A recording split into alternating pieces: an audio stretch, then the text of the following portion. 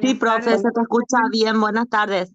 Buenas tardes, ¿cómo Habla están? aquí presente, profesor, Qué bueno, ¿cómo están? y con En ganas la de lucha. comenzar la clase. Muy bien. Bueno, hoy vamos a desarrollar la clase, así es que gracias por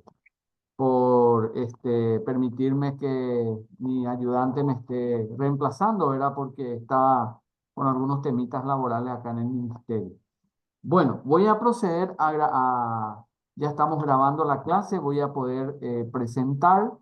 Entonces, un ratito voy a compartir. Voy a ver.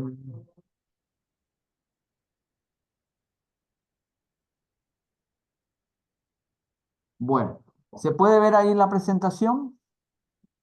Se puede ver, profe, se Sí, ve bien. profe. Excelente, excelente, excelente.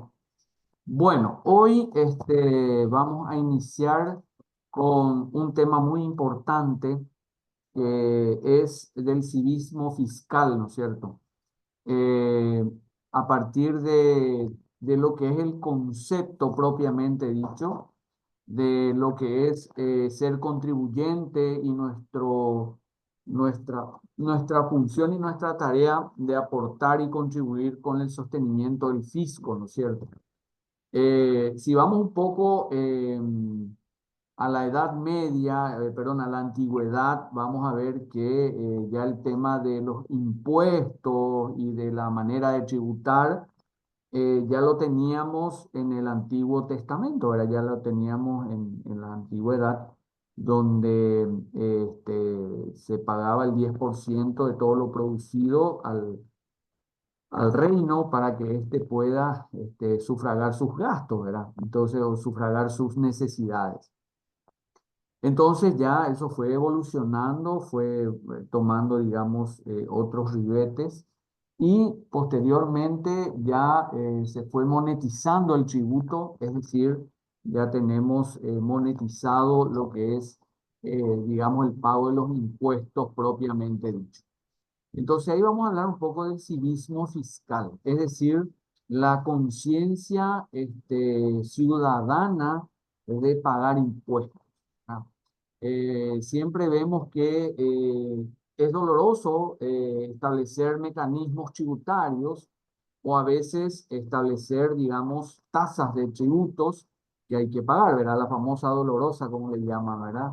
Ningún ciudadano quiere pagar impuestos, entonces, por eso justamente se llama imposición, impuesto, ¿verdad? Porque el Estado necesita captar recursos para poder financiar sus distintos programas y o proyectos. Entonces, va de la mano un poco con lo que es el civismo tributario.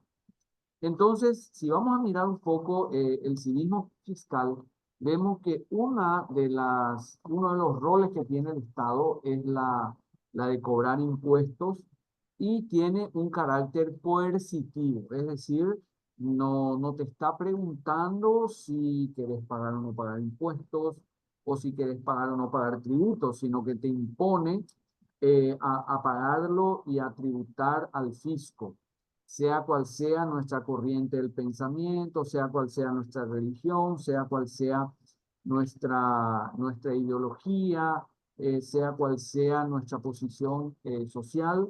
Entonces, se tributa universalmente. Por eso el civismo fiscal incorpora los principios cívicos por los que se cumplen los deberes, ¿no es cierto?, de tributar. Es decir, la de tener especialmente como deber de ciudadano contribuir al funcionamiento de la sociedad. Eh, Especialmente esa conciencia cívica de tributar, de pagar los impuestos, ¿verdad?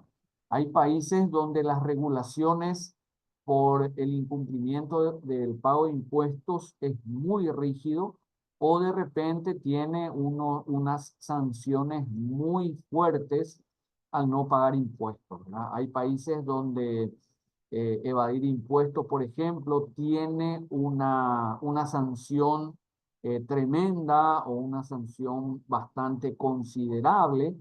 Es decir, en determinados países, evadir al fisco tiene el mismo grado digamos, de criminalidad, es decir, de tener digamos, un delito por el cual uno evade los impuestos. Entonces, tiene el mismo tratamiento que un crimen. Es decir, por eso se llama, por eso hoy nace en el universo lo que es la auditoría forense, ¿verdad? La auditoría forense más que nada se orienta a detectar los fraudes financieros que se ocasionan al fisco, que se ocasionan al Estado por cualquier incumplimiento de una norma tributaria o de algún impuesto no abonado. O de repente también evadiendo. ¿Cómo se puede evadir? Subdeclarando ganancias, subdeclarando operaciones, fraguando balances. Es decir, hay muchas formas de prácticas que de repente se prestan para evadir al fisco. Yo recuerdo en los años 70, 80 y parte de los 90, el mejor contador que tenía una empresa era el que le hacía pagar menos impuestos al patrón. Entonces va un poco en contra de lo que es el civismo fiscal, ¿verdad? Entonces, generalmente el mejor contador era el que hacía pagar menos impuestos al patrón. Entonces subdeclaraba, ¿verdad? En vez de facturar por 1000, facturaban por 500. En vez de declarar una ganancia de 1000, declaraban una ganancia de 400.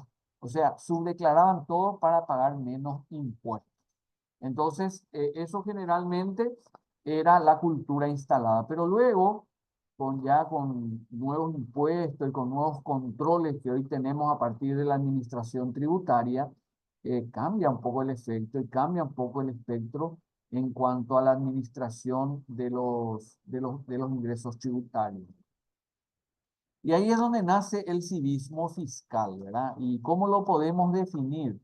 Como el conjunto de actividades organizadas que tienen como fin propiciar y promover la participación activa y dinámica de la población y de las instituciones públicas y privadas involucradas e interesadas en aspectos educativos sobre temas especialmente fiscales, ¿verdad?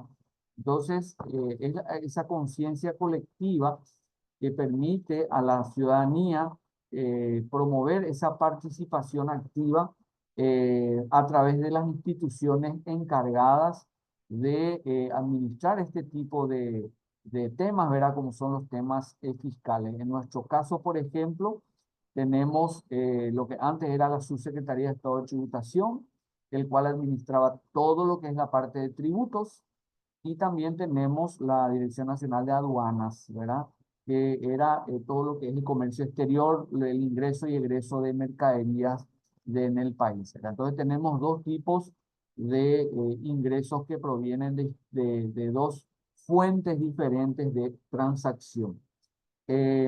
Hoy en día esas dos instituciones están unificadas en una misma institución que hoy le llamamos la Dirección Nacional de Ingresos Tributarios, porque en puridad son ingresos tributarios lo que administran ambas instituciones, y hay una institución que se encarga de monitorear, fiscalizar, remover todo lo que es el espectro de la administración tributaria en nuestro país. Y hace que, cómo despierta el civismo fiscal, y probablemente no tan a conciencia, ¿verdad? Sino que estableciendo mecanismos de que si no pagaste impuestos, te paralicen ciertos procesos o ciertas actividades económicas que te paralizan, ¿verdad? Por ejemplo, si vos no tenés tu IVA al día, no puedes emitir factura, o se te bloquea la factura, o te levantan el timbrado, o no te dejan, si vos tenés deudas tributarias, no te dejan salir del país. O sea, hay varias sanciones que se van, digamos, estableciendo como canal para poder concienciar a la gente en contribuir a los ingresos tributarios, ¿verdad? Por eso hablamos del civismo fiscal. Hay varias maneras de promover el civismo fiscal, es decir, En primer lugar, el civismo fiscal puede ser de manera coercitiva, debe ser, o puede ser también de manera concienciada. Entonces, de manera coercitiva, yo te obligo a que tributes a fuerza, y puede ser la otra opción, a tributar de manera a paralizarte ciertos procesos, ¿verdad? Entonces, hay varias formas en que se pueden, digamos, conseguir esa cultura, instalar en la sociedad misma y crear esa cultura, ¿verdad? Ustedes sabrán, por ejemplo, que el control es el mejor articulador de cumplir este civismo fiscal, ¿verdad? Vamos nomás como un ejemplo, cuando vencen los registros de conducir, por ejemplo, llega la fecha del vencimiento y el famoso paraguayo última hora, ¿verdad? Se va en el día del vencimiento y quiere pagar su tributo y pasa largas horas en filas largas para poder, para poder pagar. ¿Por qué? Porque sabe que al día siguiente ya los controles van a estar en las calles, estableciendo su mecanismo, ¿verdad? Entonces, se van previendo algunos temas que promueven el civismo fiscal en su amplio sentido. También en cuanto al fortalecimiento de la cultura tributaria, esto basada en el pago oportuno y convencido de los impuestos, ¿verdad? Eh, Especialmente en la cultura tributaria, se trata de ver el sentido cotidiano de la evasión y la fiscalidad. Eh, por ejemplo, nosotros también somos de repente a veces partícipes de ser evasores fiscales, ¿verdad? ¿Por qué? Porque cuando el comerciante te dice, te emito factura, y te dice, y luego le decís no. Entonces, esa es una forma de evadir impuestos, ¿verdad? Entonces, el tipo no emite factura, es como que la transacción no existió, por lo tanto, estás evadiendo impuestos, ¿verdad? Entonces, eh, promover siempre la cultura de la fiscalidad, es decir, que siempre estar, digamos, controlando y previendo todo lo que guarda relación con el pago de los tributos. Por ejemplo, la DENIT hoy en día, lo que antes era la Subsecretaría de Estado de Tributación, tiene un programa que se llama los yaguaretés fiscales, ¿verdad? Que salen a controlar la emisión de facturas y hacen las famosas compras simuladas. ¿Qué son las compras simuladas? La institución les da como una caja chica, 500.000 guaraníes o 1.000.000, dependiendo de dónde van a hacer el trabajo, y van a un negocio a hacer una compra. Y ahí ellos ven que si la empresa de donde compró, por ejemplo, un reloj o un artículo, no le emitió factura, entonces ahí le cae una intervención. O si no, si paga, bueno, pasó de largo y no hay problema, ¿verdad? Pero hay un control solapado también que se hace a través del Quiero Viajar, ¿verdad? Que van los chicos, son funcionarios contratados por la DENIT, que van a las empresas y simulan comprar algo, ¿verdad?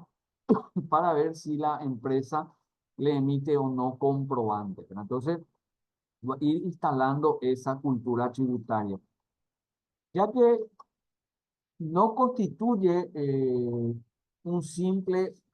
simplemente un conjunto de ingresos y gastos del Estado, sino la manera como se materializa la escala de valores de una sociedad. Sabemos que en Paraguay, por ejemplo, está la cultura del pagar menos impuestos siempre, ¿verdad? Disculpe Entonces, un ratito, profesor, si me permite. sí, Usted no está adelante. pasando nomás su material, ¿verdad? Sí, estoy pasando. Un ratito No, voy a... no pasa, la verdad que se quedó en una parte así, nosotros podemos mirar y entender más o menos, pues yo solamente le escucho. Ahora sí veo que va a pasar. Bueno, ok, perdón. Ahí ven. Sí, ahora sí, profe. Bueno, perfecto, perdón. Gracias por avisar, gracias por avisar. Bueno, entonces generalmente tenemos ese tipo de situaciones, ¿no es cierto? Es decir, generalmente tenemos esa característica, ¿verdad? En Paraguay, por ejemplo, somos muy reacios a querer pagar los impuestos, ¿verdad? Generalmente, cuanto menos pagamos impuestos, es mejor, dice la empresa. Entonces, si el famoso te pide no emitir factura, no emitir un determinado comprobante, o no documentar una operación. Entonces, también crear conciencia y valores. ¿Y cuál es el valor que ahí se desarrolla? En primer lugar, el valor de la honestidad, ¿verdad? Ser honestos. Es decir, si vendo un bien por 1.000 guaraníes, tengo que facturar por 1.000 guaraníes. Si voy a comprar un bien por 10 millones, bueno, por 10 millones. Yo estuve mirando, justamente fui a una casa de venta de vehículos y, por decirle, iba a comprar un vehículo por 50 millones, ¿no? Y, ok, llevé mi plata, ¿verdad? Como para que me iba a facturar. Y el dueño de la concesionaria, o sea, de la playa, no era una concesionaria, era una playa de vehículos, me factura por la mitad, por 25 millones. Y le digo yo, pero esto no está bien, le dije, ¿verdad? Usted me tiene que facturar por 50 millones, que es lo que yo le pagué por su artículo, le dije. Y no, me dice, yo te hago nomás esto para que vos pagues menos tu chapa. Y no, le dije, no, no, yo quiero pagar lo que corresponde, le dije, porque no quiero tener problemas más adelante. Entonces, esa es una cultura de que no ataca la honestidad, o sea, ataca mucho la honestidad. La gente te quiere dar gato por liebre o subdeclarar ciertos productos. O sea, está muy arraigado en nuestro comercio la ilegalidad, es decir, aquello que va, digamos, de la mano con lo ilegal.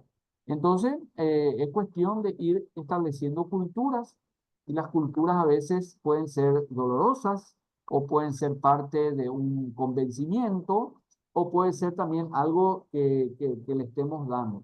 Por eso el impuesto a la renta personal vino a cerrar una brecha muy importante en cuanto a documentación se refiere.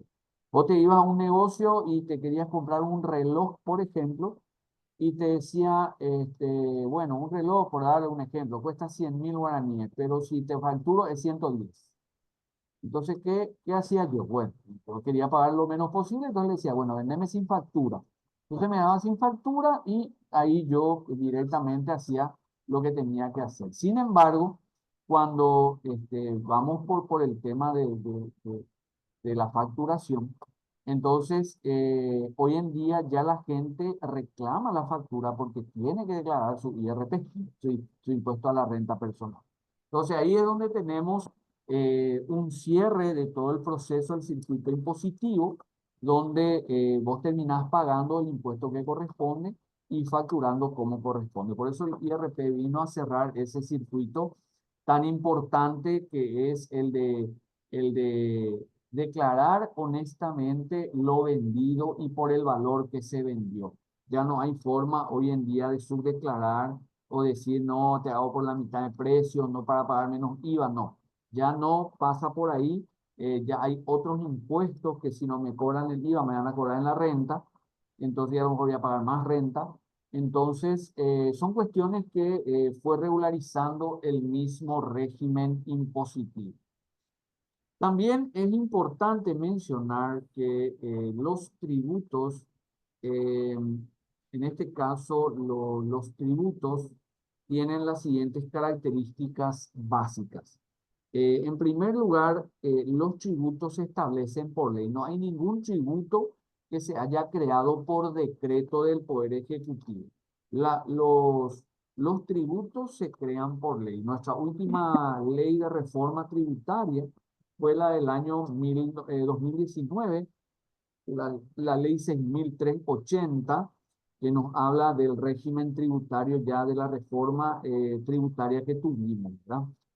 Que actualizó, primero tuvimos la ley 125, que fue de reforma tributaria del año 91.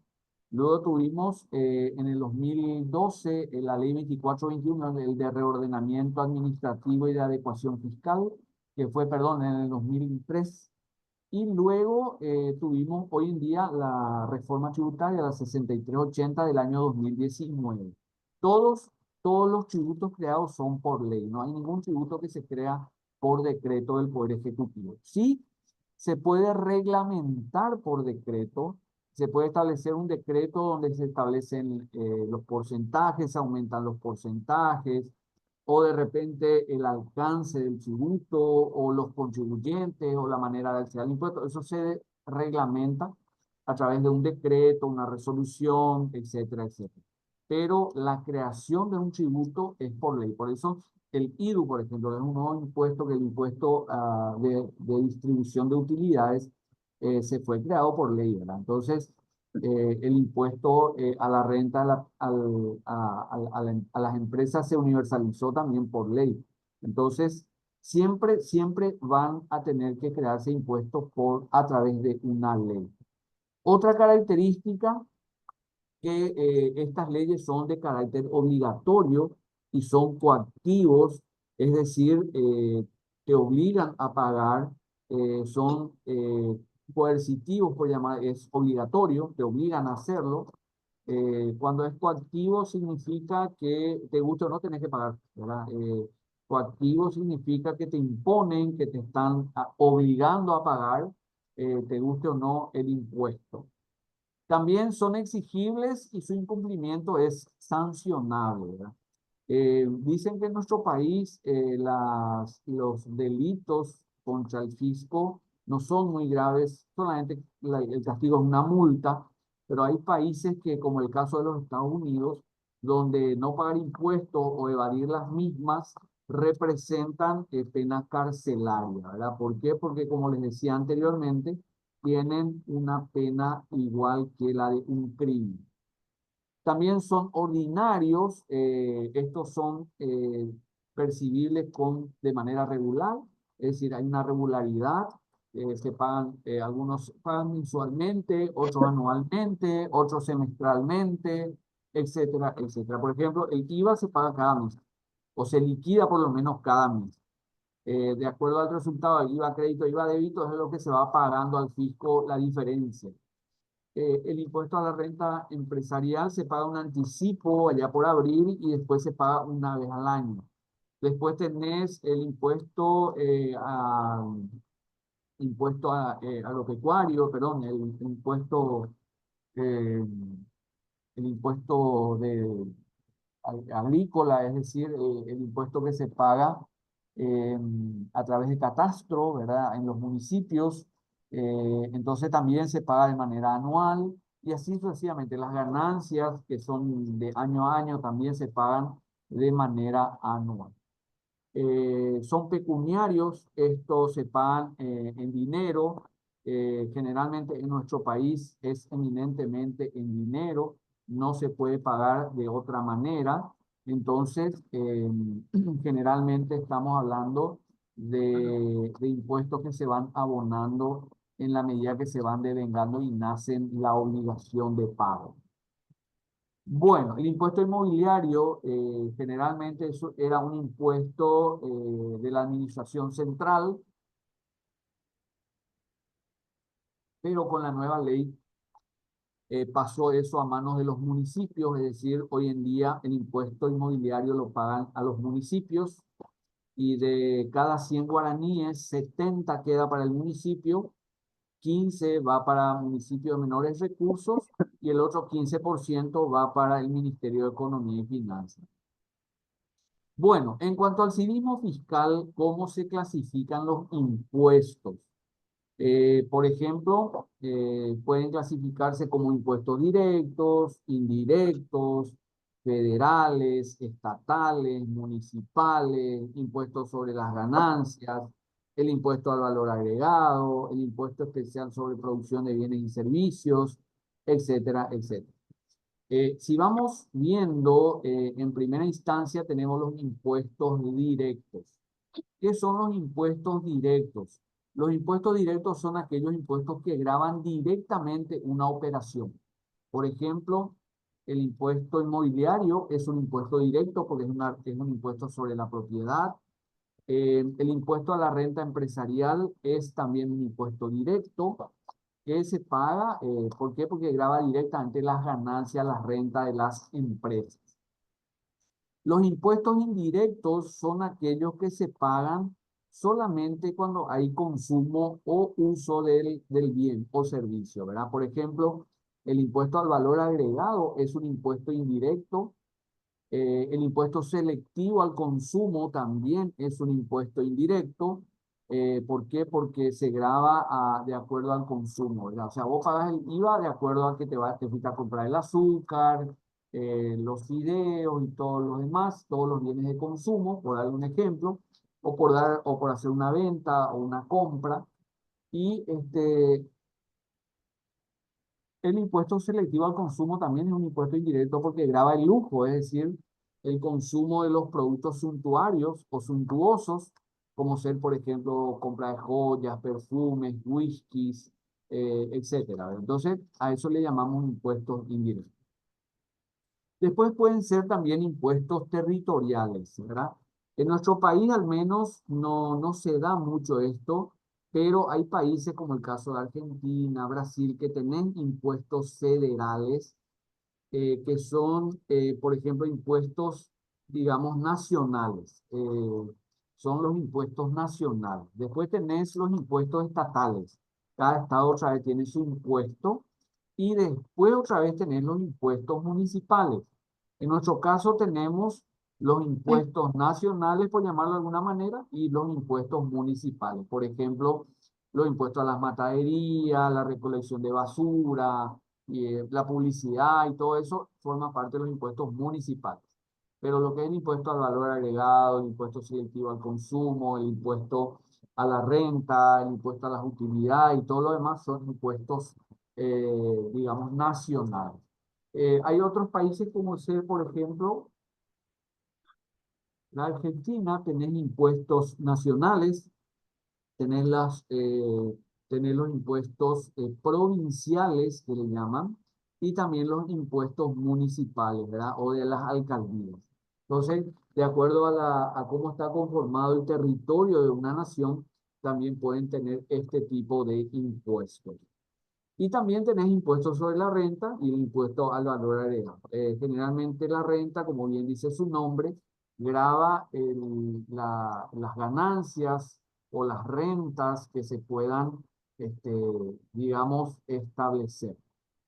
También tenés el impuesto al valor agregado, que es por las compras y ventas en un negocio. Y también el impuesto especial sobre la producción de bienes y servicios. Esa sería la clasificación de los impuestos. Y esto nos lleva a fortalecer la comprensión del sentido que tienen las contribuciones. Por ejemplo, ¿a qué le denominamos contribución? Generalmente contribución es la acción de contribuir. Eso implica pago de impuestos, concurrir de manera voluntaria con una cantidad para un cierto fin, ayudar a otros. El término tiene su origen en el vocablo latino contribution, ¿verdad? Contribución. Entonces, es aportar, es pagar un impuesto, es pagar un tipo de tributo, etcétera, etcétera. Y la formación de contribuyentes cumplidos, informados y vigilantes de acuerdo al uso de los recursos públicos. En primer lugar, formar a la población para que la gente conozca sus deberes como ciudadanos y sus obligaciones como contribuyentes. Sus obligaciones coercitivas de pagar los impuestos al Estado y el derecho que tiene es el de recibir los servicios públicos, de ser informado sobre el destino de los recursos. Por ejemplo, uno paga los impuestos para poder recibir servicios públicos como ser servicios educativos, servicios de salud, servicios de seguridad, bueno, bien o mal, pero estás pagando por un servicio, ¿verdad? O sea, el Estado te retribuye o te repone con un servicio público. Por ejemplo, si vos tenés una dolencia que ir al doctor para un chequeo, un análisis, pagas un arancel que es ínfimo y te atienden en un hospital público. O querés que tu hijo ingrese en una escuela pública, te vas a una escuela pública e ingresas en una escuela pública. Recibís servicios educativos, porque el salario de los docentes la pagan los impuestos. O de repente vos querés un sentido de seguridad, es decir, la seguridad que te brinda la policía o las fuerzas públicas, en donde ellos cubren o asisten en un determinado momento, ¿verdad? Entonces, son funciones que tiene el Estado para poder cubrir sus necesidades. Es muy importante el cobro de los impuestos y el redireccionamiento de esos recursos. Por eso, el ciudadano tiene el derecho de, aparte de recibir los servicios públicos, de estar muy bien informado sobre el origen y el destino de la plata que contribuyó. Por eso se hacen las rendiciones de cuentas, qué es lo que hicimos, si tomamos medidas acertadas o fuimos ineficientes o malversamos fondos o en vez de haber hecho de una manera mejor lo hicimos mal, etcétera, etcétera. Luego eso sirve también para evaluar la gestión de este gerente público. Por eso es muy importante, los derechos de un contribuyente es la de recibir el servicio público y la de estar muy informado. Y por otro lado, el tema de las obligaciones es de pagar oportunamente esos impuestos. Bueno, ok. También en materia de civismo fiscal, podemos hablar de la conciencia de los derechos y responsabilidades de los ciudadanos ante el pago de los impuestos. Primeramente, ser informados y asistidos por la administración tributaria sobre los derechos y cumplimiento de las obligaciones tributarias del contribuyente. También obtener las devoluciones derivadas de la normativa de cada título. Obtener las devoluciones de algunos ingresos indebidos. O sea, también está la posibilidad de que el contribuyente se equivoque en su contra y a favor del fisco. Entonces puede pedir la devolución de los tributos y generalmente el fisco no te devuelve en efectivo, pero te da un crédito fiscal para poder ir compensando en el futuro. También la valoración del sentido social de los impuestos. En este marco tenemos que decir que los impuestos son muy importantes porque el Estado puede obtener los recursos para brindar especialmente educación, dar educación a los niños, a los jóvenes, preparar a los universitarios, la educación media y secundaria y terciaria, ¿verdad? Salud también en su más amplio sentido, brindar el servicio de salud, seguridad, justicia, obras públicas y especialmente el combate a la pobreza y el impulso a los sectores económicos que son fundamentales para el crecimiento de la economía de un país. El Estado debe buscar la igualdad de los ciudadanos. Por eso ese es el sentido social de los impuestos. También determinar los medios para la obtención de los recursos públicos a través de los órganos competentes, a través de la aplicación de las normas, procedimientos e instrumentos orientados a la administración de los fondos públicos en las entidades y organismos del sector público, cualquiera que sea la fuente de financiamiento y uso de los mismos. Las fuentes de financiamiento son tres. ¿Cómo se financia el Estado? El Estado se financia bajo tres grandes fuentes de financiamiento. Solamente el Estado tiene tres fuentes de financiamiento. ¿De dónde va a sacar la plata? Primero, lo que llamamos fuente 10, fuente 20 y fuente 30. A la fuente 10 le llamamos recursos del tesoro. Y son todos aquellos recursos que provienen de los impuestos, tasas y contribuciones. ¿Qué son los impuestos? El IVA, el IRE, el selectivo al consumo, el impuesto inmobiliario, todo eso, lo recaudado entran en las arcas del tesoro, entra como recurso del tesoro. Las tasas son, por ejemplo, las tasas de peaje que uno paga cuando va y usa la ruta, y la contribución es lo que paga para una seguridad social, por ejemplo, lo que pagan los asegurados al IPS, digamos, en este caso, lo que aportan a la caja fiscal de jubilaciones y pensiones, Entonces, recursos de fuente 10 llamamos recursos del tesoro que aglutina a todo lo que es impuestos, tasas y contribuciones. Luego tenemos la fuente de financiamiento 20, que se llaman recursos del crédito público. A eso son ingresos, pero que provienen de endeudamientos, y esos endeudamientos pueden darse a través de bonos del tesoro o préstamos. Los bonos del tesoro son títulos de deuda que se emiten y se colocan en el mercado financiero.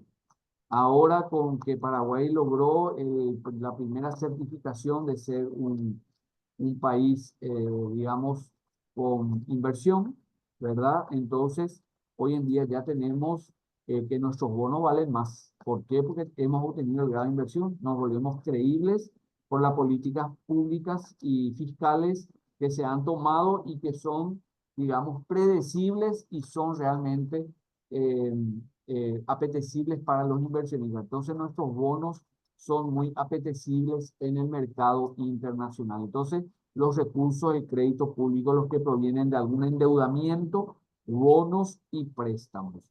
Y los préstamos también, que pueden ser préstamos de bancos, pueden ser de otros gobiernos, de bancos del exterior, o pueden ser bancos locales, pueden ser colocados acá dentro del mercado nacional, o también pueden ser, eh, ya pueden ser en base a al mercado internacional que van colocando los bonos del Tesoro Nacional. Hoy en día nuestros bonos del Tesoro son bastante apetecibles en el mercado internacional. ¿Por qué? Porque son colocados a buena tasa y son muy confiables, porque el mercado financiero ese es su lema, ¿verdad? El tema de la confiabilidad de los instrumentos que se venden en el mismo. También si miramos un poco en la ley orgánica municipal, vamos a ver que los municipios también tienen la posibilidad de emitir bonos municipales. Pero como los municipios no gozan de esa credibilidad en el mercado financiero por el factor político, que hoy está un intendente, mañana se va ese y se queda la deuda impaga, entonces el riesgo es muy alto, entonces nadie quiere comprar los bonos municipales. Sin embargo, en la administración central sí.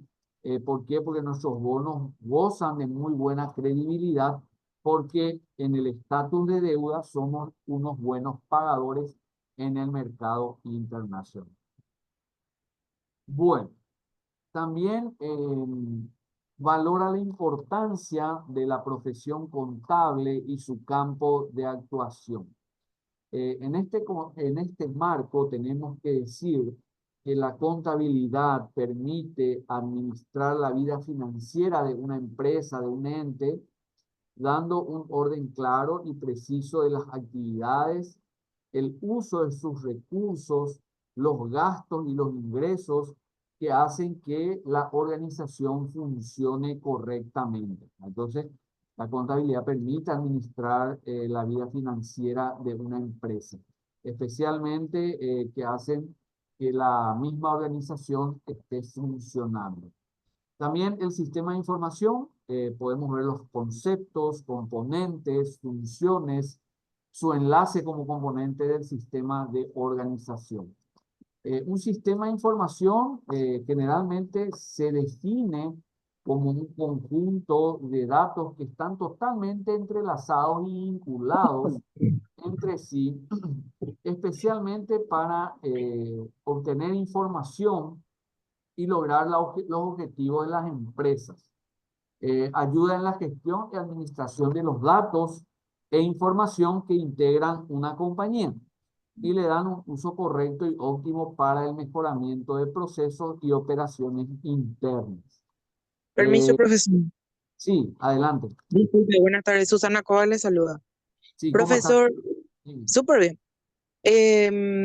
Tengo una pequeña duda. sí, ¿cómo no? En la fuente, disculpe, yo pensé que iba a ser el tercer punto. En la fuente de ingresos usted había dicho 10, fuente 20 y uno más. Sí, 30, sí, correcto. Y la fuente 30 no mencionó cuáles eran. Perdón. Sí, Porque perdón. justamente el examen tocó ese punto Y yo le puse Ah, 10, 20, pero el 30 no estaba por ejemplo en el examen y por eso cuando dijo hoy, ops, dije así, ¿verdad? ok, ok. Muy interesante. La Muchas fuente gracias. 30 no, usted no mencionó ahora para saber de qué se trata. Perdón. Sí, me entusiasmé y este, sí, gracias. Son las instituciones públicas propios, profesor. Sí, sí, así mismo. Bueno, gracias, gracias. Los recursos de fuente 30, básicamente, a ver, voy a proyectar nuevamente, compartir. Ahí se puede ver. Sí, profe, pero no Bueno, el Primo anterior, fiscal, el que está hablando ahora. este es el anterior, ¿sí? Bueno. Eh, Sí, son tres fuentes de financiamiento, perdón. Salté de 10 a 20, pero de 20 a 30 ya no, ya no, ya salté 30. Bueno, fuente Sí, 30 son los recursos institucionales.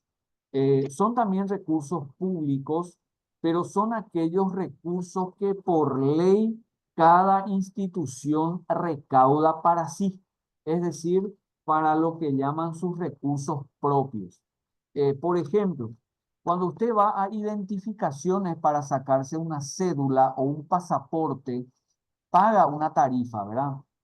Creo que el pasaporte está entre 180 y no sé cuánto, y la cédula creo que está, no sé, 30.000 guaraníes, por darles un ejemplo nomás, ¿verdad?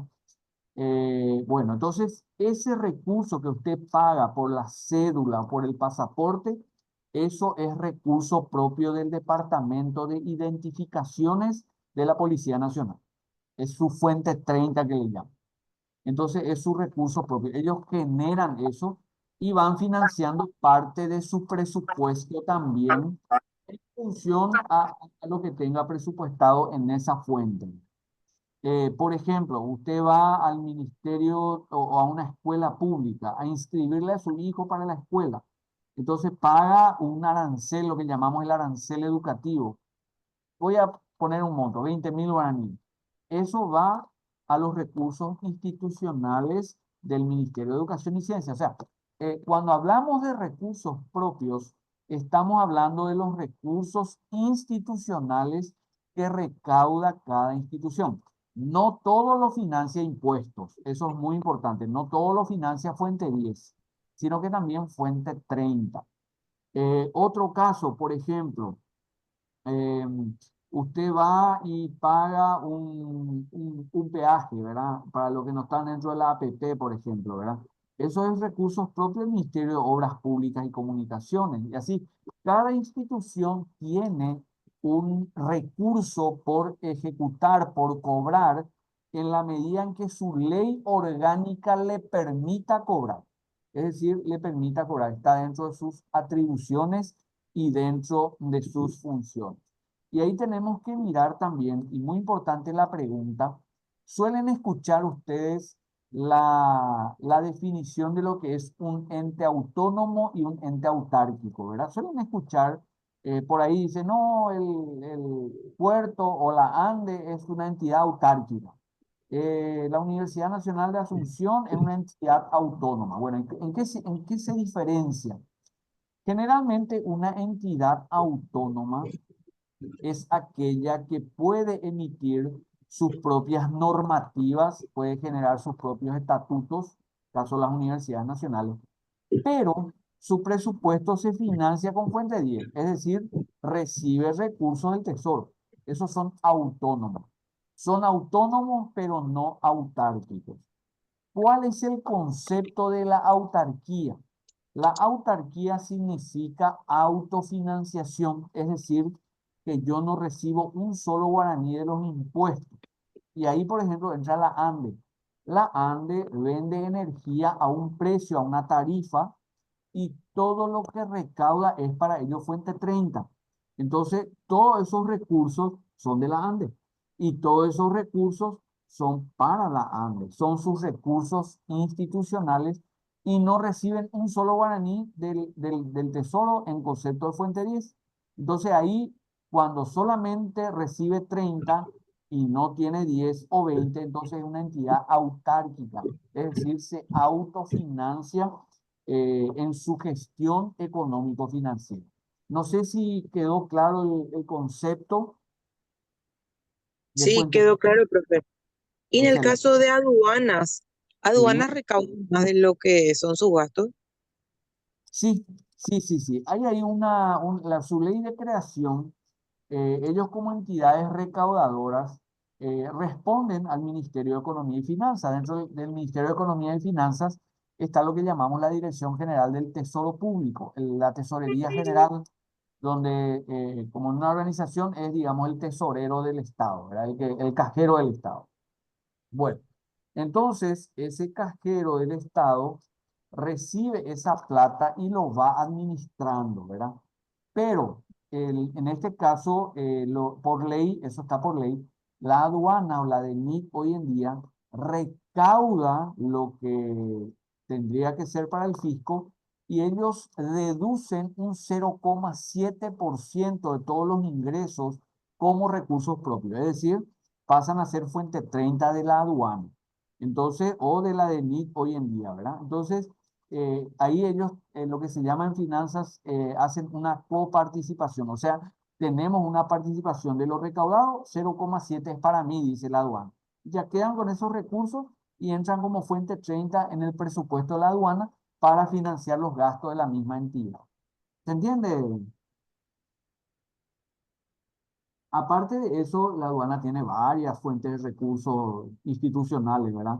Por ejemplo, los ingresos que provienen de la valoración, aquellos procesos que vienen de las multas por pago tardío de impuestos, o sea, hay varias fuentes de ingresos que van a parar también en esta institución, ¿verdad?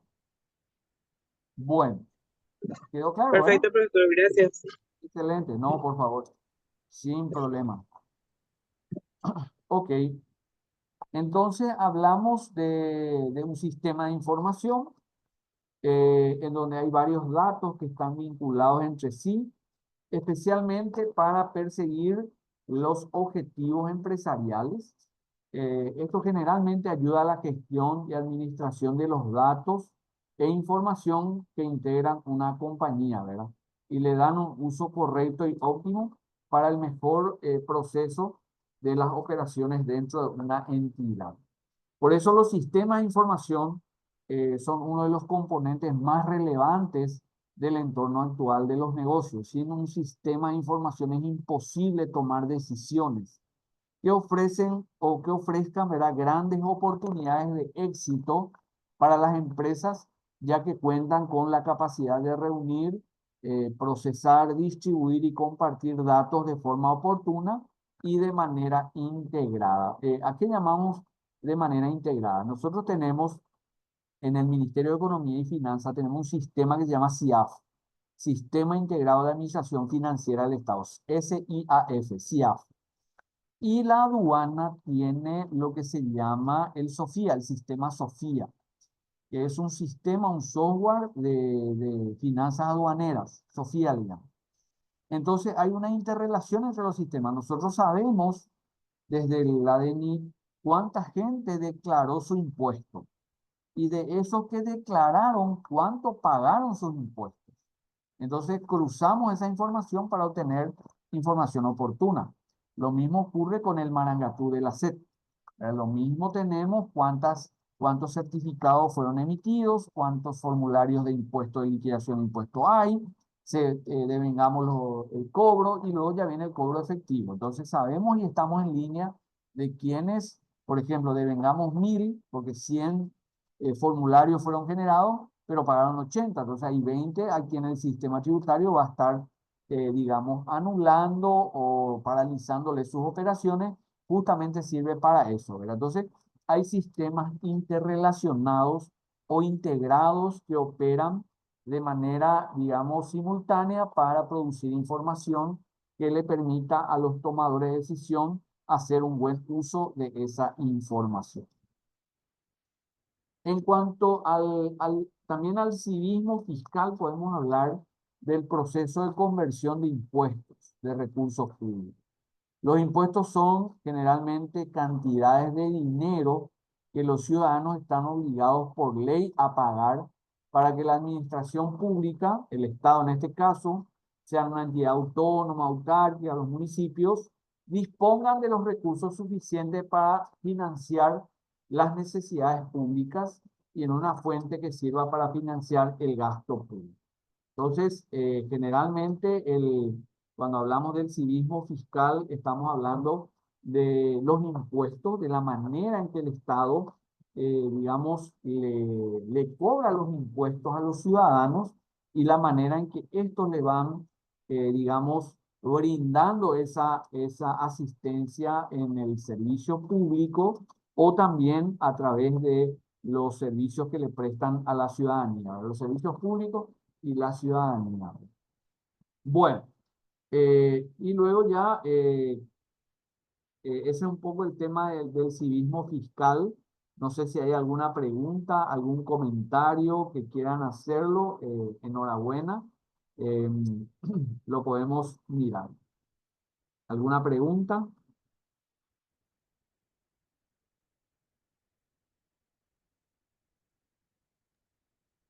Permiso, profesor. Señora, adelante. Sí, Dime. quisiera preguntar algo. Sí, Este adelante. capítulo es bastante complejo Sí, y hay que prestar mucha atención porque en realidad las finanzas del Estado de por sí descansan sobre estos impuestos. Y por lo tanto, mi pregunta es la siguiente. ¿Este capítulo podría ser alzado a la plataforma ya hoy o mañana, por sí, favor? hoy mismo, hoy mismo, hoy mismo. Hoy mismo estaré levantando, hoy mismo. Bueno, muchísimas gracias, profesor. Solamente Bueno, eso. a ustedes sí, a ustedes, a ustedes. Profe, una consulta. Sí, cómo Usted no. dijo la ley 6380 del 2019, el Sí, 2421 del 2003 sí, y el señor. otro del 91, ¿cuál era? La ley, ¿193 o 95? no. Era la ley 125. La primera Ah, ley fue la ley 125. 125. Sí, sí, Ese sí. es del 91, Ese es del 92. 91. Exactamente, la reforma tributaria. La primera Gracias, reforma profe. tributaria. Sí, la primera reforma tributaria se hizo con la ley 125. Ahí es donde se crea el IVA. Ahí se crea el IVA. El IVA no había antes, había otros tipos de impuestos, le llamaban el impuesto a los actos y documentos. Ujú. Hasta Viste que que yo tomo, después, ¿sí? tomo apunte porque si sale en el examen justamente en en la El diapositiva no hay. IVA nace con la ley 125 en el año 91, la reforma tributaria. Eso después de la caída de Stroessner prácticamente, ¿verdad? En el 91 nace la reforma tributaria a través de la ley 125 y nace el IVA, que fue el impuesto más importante. Hasta hoy en día el IVA pasa a ser un impuesto muy importante porque es el IVA, el impuesto que más recauda. Y después le ayudó también al IVA a recaudar más cuando nace el IRP. El IRP hizo también que se aumente en cuanto a lo que es, que se aumente todo lo que concierne al impuesto al valor agregado. ¿Por qué? Porque la gente pedía cada vez más facturas y se socializó esa cultura. Por eso es importante la culturización, ¿verdad? La cultura de tener que pagar más impuestos, ¿verdad? Especialmente cuando formalizar las transacciones a través de la emisión de las facturas. Bueno, ok.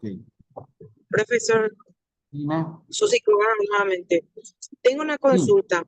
La sí, ley Susi. 1595 de Administración Financiera del Estado, ¿esa sigue Sí. vigente? Sigue vigente, sí, señor. Así es, Susi, está vigente. Es la ley 1535 del año 99. Es nuestra primera ley de administración financiera del Estado. En realidad había antes otra ley que era la ley de organización financiera del año 26. Eso se derogó con la ley 1535/99 en el año 99, ¿verdad? La ley 1500 y tiene su decreto reglamentario que es la 8127 del año 2000. A partir de ahí fue la ley rectora de todo lo que es la administración financiera del Estado. Ahora te cuento, Susi, que está en proceso una ley donde se va a ampliar la ley 1535, pero todavía no salió porque está todavía en el Congreso. Pero respondiendo un poco a tu pregunta, la ley de administración financiera, la 1535, sigue vigente. Profesor, ¿y en qué parte del Congreso, en qué instancia está esa nueva ley? Ahora mismo está en el Senado, en senadores. Está en senadores, creo que después va a pasar a diputados y si los dos ya no tienen reparo, sale la ley. O sea, no, Porque el no otro se aprobó día, todavía ninguna de las dos cámaras. no, no, no, todavía no. ¿Por qué? Porque hay algunos Y cambios leí usted bastante no podía pronunciados, pasar porque especialmente yo leí la mil para quinientos treinta y cinco, la comprender. Y 1035, ese, sí. ese proyecto de ley usted no podía pasar para que yo pueda ver. Les paso, claro que sí. Les voy a pasar, les voy a pasar. Em, les puedo pasar al correo o no sé, puedo levantar en la plataforma también, sin ningún Sí, en la tipo de plataforma inconveniente. sería Sí, bueno para los de que ahí estén pueden interesados. bajar, sí, Porque sí, sí. Ahí realmente van a ver todos los em, capítulos de presupuesto, tesorería, contabilidad, rendición de cuentas, todos los aspectos financieros están en esa ley. es que justamente encontré que está muy ordenado.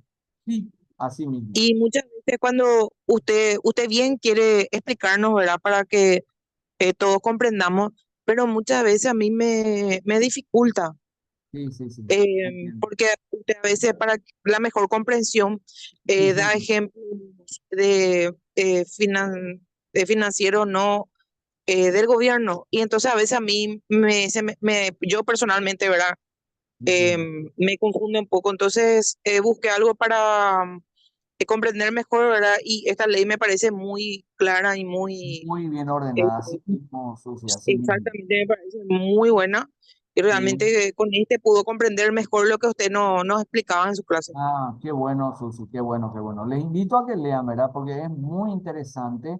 Eso también, Susana, se complementa con la ley de presupuesto de todos los años, ¿verdad? La ley de presupuesto también tiene un capítulo de todo lo que es la parte de administración financiera del Estado, como ser, por ejemplo, la parte de presupuesto, tesorería, contabilidad, compras públicas, suministros, todo, ¿verdad? Todo. Entonces, sí, enhorabuena, les va a ayudar mucho en la lectura de esa ley. Bueno, ok, pasamos a la segunda parte entonces, un ratito.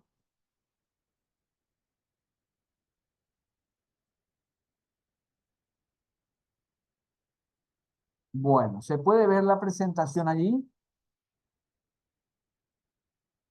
Sí, profe. ¿Se ve? Sí, Bueno, ok. Bueno, miremos un poco ahora en esta unidad 7 eh, el presupuesto como herramienta de la planificación y el control de toda la organización. Eh, el presupuesto, ya vimos la parte de ingresos, la parte tributaria, digamos, la parte de los recursos que genera el Estado. Y ahora vamos a irnos al otro lado para ver el gasto. Y ahí vemos el presupuesto. El presupuesto, como bien dice su nombre, como herramienta de la planificación y el control de toda la organización. Cuando vamos nomás a lo sencillito para poder entender y ubicarnos dentro del contexto del presupuesto. El presupuesto deriva de la palabra pre, que es antes, y supuesto de la probabilidad de ocurrencia de un hecho. Entonces, por ejemplo, vamos a suponer que ustedes tienen planificado una excursión a Ciudad del Este. ¿Qué es lo primero que van a hacer? A sentar a hacer un presupuesto. O, por decirte, una fiesta de, qué sé yo, una fiesta de 15 años de tu hija o de tu hijo. ¿Qué es lo que primero que te sentás a hacer? Es el presupuesto, ¿no es cierto? ¿Cuánto me va a costar la fiesta? cuánto me va a salir la farra, ¿verdad? Entonces se hace, y ahí en ese presupuesto, lo primero que se hace es el famoso árbol de problemas. ¿Qué es el árbol de problemas? ¿Qué es lo que vamos a necesitar? Si vamos a hacer una fiesta, por ejemplo, necesitamos la alimentación, la bebida, necesitamos el disc jockey, la ornamentación, la discoteca, las sorpresitas, todos los detalles que llevan a una fiesta. Y luego ponerle montos, ¿verdad? ¿Cuánto me va a costar el DJ? ¿Cuánto me va a costar la comida? ¿Cuánto me va a costar la bebida? ¿Cuánto me va a costar? ¿Cuántos invitados voy a tener? Multiplico P por Q, precio por cantidad, y así sucesivamente hasta tener un monto. Bueno, al final del día, nuestra farra de 15 va a costarnos 30 millones de guaraníes. Entonces, ese es el presupuesto. Generalmente nosotros hacemos eso en nuestra vida personal. Lo mismo ocurre en el Estado. El Estado también realiza su presupuesto en base a lo que quiere hacer, en base a un plan de acción. Por ejemplo, por eso que la pandemia, por ejemplo, fue totalmente fuera de contexto porque no estaba en los planes ni del más pesimista de los ciudadanos. No sabíamos que se venía una pandemia. Entonces, eso llevó a que no podamos planificar, es decir, nos perdimos, ¿verdad? En cuanto a la planificación del presupuesto, porque entendemos que la planificación es un escenario probable que se va a desarrollar. Por eso, especialmente el presupuesto te permite tener un plan, una hoja de ruta y también qué es lo que vamos a sufragar, qué es lo que vamos a comprar, qué es lo que vamos a erogar. Entonces, definiendo el presupuesto, podemos decir que es una herramienta fundamental la cual permite administrar, controlar, evaluar y analizar en el orden específico cada una de las decisiones que se debe tomar. Por eso dice que el presupuesto es una herramienta. El presupuesto abarca dos capítulos. El primero, los ingresos, y segundo, los gastos.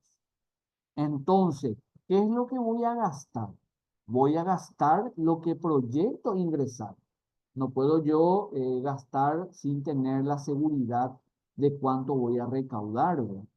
Entonces, ahí se mira el ingreso, cuánto voy a cobrar por impuestos, tasas, contribuciones, endeudamiento, bonos, préstamos. Todo eso entra en una bolsa. Y por el lado del gasto, ¿en qué voy a gastar? Voy a hacer ruta, voy a hacer carretera, voy a hacer escuela, voy a dar almuerzos hambre cero, etc. Lo que se quiere hacer. Entonces, permite administrar recursos porque te permite reorientar en caso de que un programa no sea efectivo. Te permite también llevar un control de cuánto estás gastando por cada ítem. En eso también, una vez que controlas, también te permite evaluar y establecer y hacer los análisis pertinentes, especialmente que sirva para tomar decisiones claras y oportunas en el Estado. Principalmente eso es lo que ocurre. Lo mismo ocurre a nivel municipal. El municipio también tiene un presupuesto de ingresos y de gastos. ¿Cuánto es lo que pretende ingresar? ¿Cuánto es lo que pretende gastar en un año? Por eso el presupuesto es anual, es de un año. E inicia el 1 de enero y termina el 31 de diciembre de ese año. Entonces hablamos de un periodo fiscal, hablamos de un ejercicio fiscal. También dice que constituye el instrumento básico para la planificación y el control de los negocios a corto plazo. Claro, porque el presupuesto es de un año. De un año pueden haber proyectos plurianuales, como el caso de las obras, por ejemplo. No hay obras que terminen en un año, ¿verdad? Generalmente terminan en 3 o 4 años. Entonces el presupuesto te permite establecer recursos de lo que vas a pagar dentro del año nomás. Entonces te da esa facilidad y esa posibilidad de establecer un control de los negocios a mediano, corto y largo plazo. También permite planificar las acciones con bases realmente consistentes, es decir, a base de acciones reales, debido a que la determinación de los resultados es efectuado de manera cuantitativa. El Estado no le importa ganar ni perder en una operación, no busca la rentabilidad. El Estado no busca la rentabilidad y el aumento del patrimonio, no. El Estado lo que busca es satisfacer las necesidades de orden colectivo. Al Estado no le interesa gastar mucha plata, pero sí cumplir con los objetivos, es decir, cumplir con los objetivos de manera eficiente y eficaz. Tampoco es comprar algo sobrefacturado ni hacer unas compras que no sean, digamos, acorde a lo que necesitemos, ¿verdad? Porque sabemos que partimos de dos premisas muy importantes, que las necesidades son innumerables y los recursos son escasos. Entonces hay una manera de planificar y de medir cuantitativa y cualitativamente esos programas. Por ejemplo, vamos nomás a suponer este programa que está tan de moda ahora, que es el programa de Hambre Cero. La idea es dar alimento escolar por todo el año a 30.000 alumnos en 90 escuelas del país. Es el primer plan. Bueno, entonces, ¿qué va a pasar si mañana el presupuesto dice, tenemos asignado una cantidad y no hemos llegado a todos los niños? Llegamos al 90% o al 70% o al 60%. Eso va a ser un fracaso. ¿Por qué? Porque tenemos los recursos, pero no llegamos a todo el universo. Ahora, si planificamos bien y llevamos a todos los niños y que todos los niños reciban, entonces ahí estaremos siendo eficientes y cumpliendo con el propósito. Entonces me están midiendo cuantitativamente y cualitativamente. Cuando hablamos de cuantitativa, estamos hablando de cuántos niños son los beneficiarios. Y cualitativamente, cuánta plata se asignó a ese programa. Esa es la medición cualitativa. Es decir, gasté bien y cumplí con mi objetivo. Esas serían las premisas más importantes dentro de este proceso. También supone el momento en el que la compañía entera se coordina para la planificación del próximo año. Es decir, el presupuesto también me sirve para planificar el siguiente ejercicio fiscal, es decir, el siguiente año. Entonces, esa es la manera en que definimos al presupuesto, ¿verdad? Que es un plan. Generalmente los gobiernos lo que hacen es prever en sus respectivos presupuestos todo lo que uno quiere hacer dentro de un año, dentro de un ejercicio fiscal.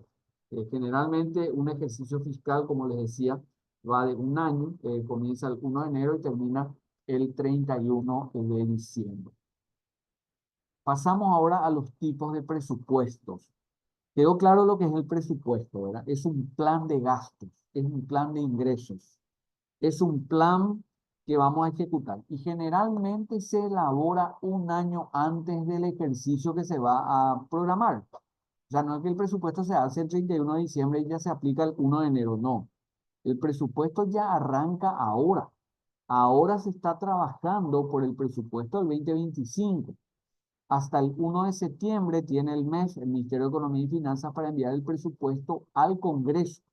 Y de ahí vamos a ver las etapas presupuestarias más adelante de cómo y los plazos en cuanto a la elaboración del presupuesto. Los tipos de presupuestos son tres. Hablamos del programa central, el programa sustantivo y las partidas no asignables a programas. Por ejemplo, el programa central comprende las actividades orientadas a la gestión institucional. Por ejemplo, si tu misión tu gestión institucional es dar salud, por ejemplo, el Ministerio de Salud da servicios de salud, da Por ejemplo, tiene que tener hospitales, internaciones, terapia, cirugía, todos los servicios, ¿verdad? Entonces comprende en este tipo de presupuesto, se programan todas esas actividades misionales, lo que sirven para cumplir con tu misión. También un programa sustantivo, que es un conjunto de actividades que reflejan un proceso productivo orientado hacia un resultado, es aquel que provee una cadena de valor y que resuelve un problema específico, resuelve un problema específico. Por ejemplo, el programa Hambre Cero es un programa sustantivo porque viene a resolver la deserción escolar y viene a resolver, digamos, el déficit de atención que tienen los niños al recibir el alimento escolar en las escuelas. Porque haciendo un rápido estudio, se encontró que había niños en zonas rurales y algunas también zonas urbanas, en donde los chicos se iban a la escuela sin desayunar, o se iban a la escuela sin los alimentos calóricos necesarios. Entonces, estos chicos no se portaban bien, no atendían, no podían atender a la clase, por lo tanto el aprendizaje era prácticamente nulo. Entonces, eso llevaba a que el niño a la larga caiga en la deserción, se quede en su casa, porque después ya tiene que trabajar, tiene que también contribuir al hogar, económicamente, y así sucesivamente. Un problema social bastante interesante. Entonces, el programa Hambre Cero se cataloga como un programa sustantivo porque viene a resolver un problema. En primero, como les decía, la deserción escolar, hoy ya no tiene el chico motivos para no irse a la escuela.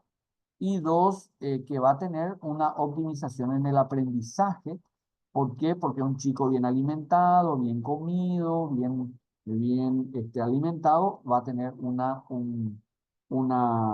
digamos, una atención diferente a aquel que va medio sin los nutrientes necesarios para poder atender a la clase. Y luego tenemos las partidas no asignables o programas que son conjuntos de actividades que no expresan un resultado y no generan productos, se originan de las obligaciones o compromisos del Estado. Aquí entran, por ejemplo, el programa de adultos mayores. El programa de adultos mayores no se mide un resultado, digamos, tangible. Sabemos que los abuelitos o las abuelitas reciben su pensión y con eso es el 25% del salario mínimo, que prácticamente es para cubrir compras de medicamentos, ¿verdad? Y nada más, no da para mucho, ¿verdad? Entonces, son programas que no, son partidas que no están a un programa, entonces son considerados, digamos, productos no asignables a programas. Entonces, donde uno no puede ver un resultado tangible. Con esa subvención, con ese subsidio, no estamos resolviendo el problema, estamos paliando el problema, pero no estamos resolviendo el problema. Entonces, son determinados como partidas no asignadas. Ahora, sin embargo, hay un proyecto de ley en el Congreso de modificar la ley de adultos mayores. Antes, el programa de adultos mayores estaba dentro del programa del MEF, del Ministerio de Educación y Finanzas, Ministerio de Economía y Finanzas, pero a partir de la nueva ley pasa al Ministerio de Desarrollo Social. Es decir, este ministerio es el que se encarga de administrar esa partida presupuestaria. Bueno, y si nos fijamos en cuanto al criterio del devengado percibido, erogado conceptos, vamos a mirar un poco las etapas de la ejecución del ingreso y del gasto, ¿verdad? En primer lugar, el ingreso tiene dos momentos muy importantes. El primero se llama la liquidación, en donde identificamos la fuente del recurso que vamos a percibir Y el segundo momento es la recaudación cuando hay entrada efectiva de dinero al erario público. Bueno, traducido en, digamos, en nuestro día a día, ¿cómo le afecta al ciudadano esto? Por ejemplo, el ciudadano va por la ruta y llega a un puesto de peaje. En el puesto de peaje uno ve un decreto del Poder Ejecutivo donde dice camiones pesados 25.000, de mediano porte 20.000, colectivos 15.000 y automóviles 5.000. Esas son las tarifas establecidas en el presupuesto. En el presupuesto. Entonces ahí tenemos, liquidamos, es decir, tenemos la liquidación. Sabemos que si pasa un automóvil le vamos a cobrar 5.000 guaraníes. Y ahí es donde liquidamos. Posteriormente, cuando la persona llega a la caja perceptora, saca el dinero y paga en la percepción, ahí entró el dinero al erario público. Entonces la liquidación es cuando sabemos cuánto recurso va a entrar al erario público. Lo mismo ocurre, por ejemplo, con el impuesto inmobiliario. El impuesto inmobiliario, cada municipio ya sabe cuáles son los padrones o los terrenos que van a tributar, entonces ya tienen una liquidación de cuánto va a pagar cada cuenta corriente catastral. Entonces, cuando se acerca al contribuyente para pagar, ya le dice cuánto es y va y paga en el municipio ese tributo. Entonces, los ingresos tienen dos momentos. Primero que se liquida y el segundo en donde se recauda. Luego tenemos los gastos. Los gastos tienen 4 momentos: la previsión, el compromiso, el obligado y el pagado. La previsión es un informe en donde la entidad dice que tiene presupuesto para pagar. Acá hay un principio muy importante que todos debemos saber. En el sector público, todo tiene que estar en el presupuesto. Nada se puede hacer fuera del presupuesto. Yo no puedo recibir una donación si no está en el presupuesto. Y si no está, lo tengo que incorporar. ¿Se entiende? Entonces, la previsión es una etapa en donde primero tengo que ver si hay presupuesto. No es lo mismo que yo mande a hacer una ruta y aviación no tenía el presupuesto para pagar, entonces es un problema para el municipio o para la entidad porque ya terminó la obra y no había presupuesto aviación. Entonces, la previsión es un informe de que tenemos presupuesto para construir la ruta, para construir la escuela, para comprar el equipo, para comprar las camillas, etcétera, etcétera. Luego viene la etapa del compromiso. Cuando hay etapa de compromiso es cuando hay una firma de contrato entre el Estado y su proveedor. El Estado le dice al proveedor, bueno, vos vamos a firmar un contrato en donde vos te comprometés a entregarme la camilla que te pedí y yo me comprometo a pagarte por la camilla que me provees. Y ese es el compromiso, el contrato. Eso tiene un plazo, tiene un monto, tiene toda la manera de entregar, la forma de pago, todos los detalles. Luego llega el momento de la entrega del bien.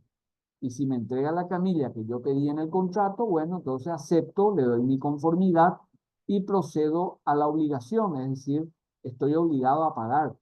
Entonces ya veo el presupuesto para poder pagar.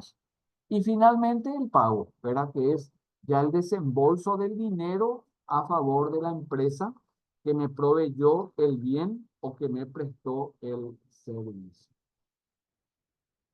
Bueno, esa etapa es muy importante. Estas etapas son muy importantes.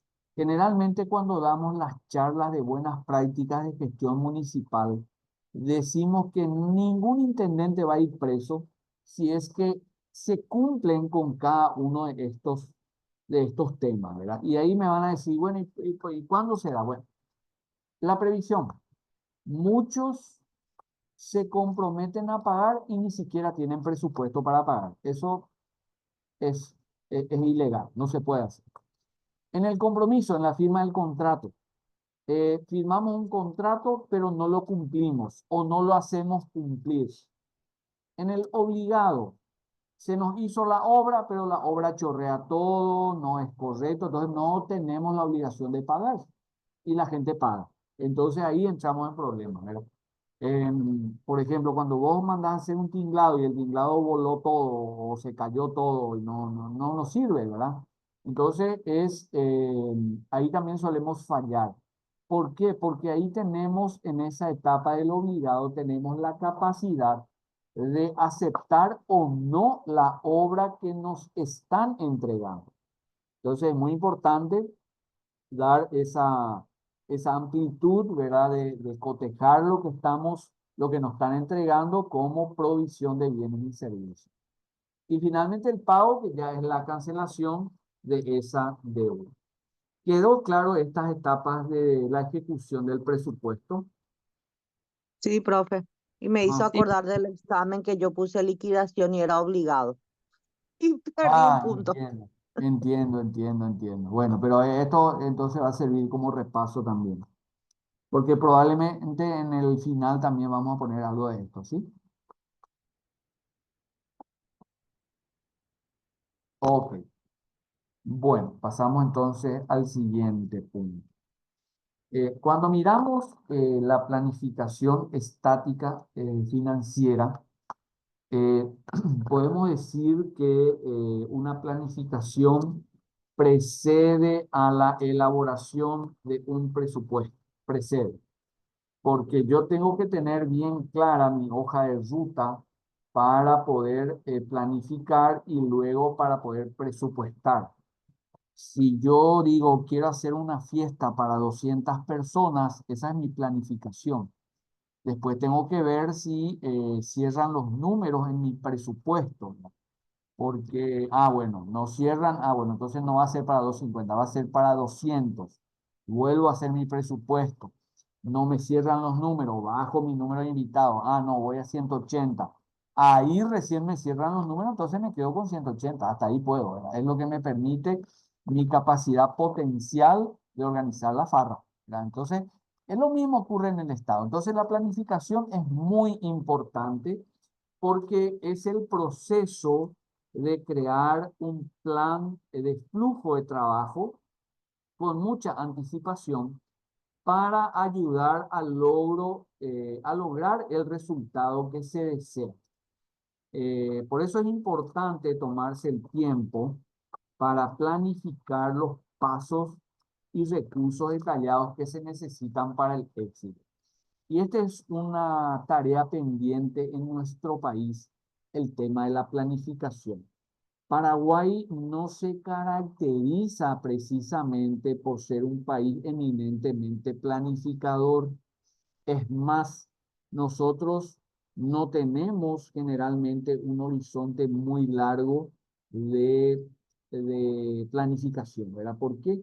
Porque los países desarrollados, caso Canadá y otros países, son campeones en planificación, porque ellos ya saben qué es lo que van a hacer en los próximos 50 años. Ya saben, porque tienen una planificación muy bien estructurada. En Paraguay nosotros no podemos planificar más de un año porque no sabemos cómo va a estar la política el año que viene, ¿verdad? No sabemos quién va a estar, no sabemos si va a continuar el gobierno, no va a continuar, si va a estar, no va a estar. Estamos siempre ante la incertidumbre. Entonces, la planificación no va más allá de un año, ¿verdad? Porque planificamos más de 3 años, viene otro gobierno y deja todo sin efecto, todo lo se hizo mal y yo descubrí la pólvora y vamos a hacer de esta manera. Entonces, son cuestiones que hay que establecer. Por eso la planificación es muy importante. Por eso es crear un flujo de trabajo con anticipación. Y tomarse el tiempo para una buena planificación y que eso nos lleve al éxito. También determinar los actores e instancias en el proceso de planificación. Paraguay tenía cada organismo, entidad del Estado tiene su área de planificación, que envía todos los años su informe a la STP, que es la Secretaría Técnica de Planificación. Hoy en día ya no es la Secretaría Técnica de Planificación porque esa secretaría pasó a formar parte del Ministerio de Economía y Finanzas del Viceministerio de Economía y Planificación. Entonces, hoy tenemos ya un viceministerio que se encarga de planificar para el futuro de lo que se va a hacer. Por ejemplo, todo este tema de la superintendencia de jubilaciones, todo lo que se espera en los próximos años, está trabajando de manera bien cronológica el Viceministerio de Planificación. También los actores, en este caso el intendente, el alcalde es sinónimo de intendente. En el caso de los municipios, es la autoridad ejecutiva, representativa y administrativa del gobierno municipal, así como los ministros del Poder Ejecutivo para los ministerios, ¿no? También su dirección administrativa y o financiera, o las direcciones específicas, o las unidades ejecutoras de programas y proyectos, o un comité técnico que se encarga de planificar, de ver cuáles son las necesidades, hacia dónde hay que orientar los recursos, etcétera, etcétera, etcétera. Por eso la planificación es de suma importancia. También otro aspecto importante es ver el tema de la liquidez, la rentabilidad y la relación rentabilidad y liquidez, ¿no es cierto? Cuando hablamos de la liquidez, hablamos que la principal diferencia es que la liquidez mide la capacidad que tiene una entidad, una empresa, un negocio para costear las deudas, préstamos y otros compromisos financieros por medio de la disponibilidad inmediata del efectivo, mientras que la rentabilidad se encarga de medir el beneficio adicional, es decir, las ganancias, la diferencia entre liquidez y rentabilidad. Esto tiene todos unos indicadores que se van estableciendo y se van monitoreando a lo largo de un ejercicio fiscal. También la relación rentabilidad-liquidez, esta relación a veces es inversa.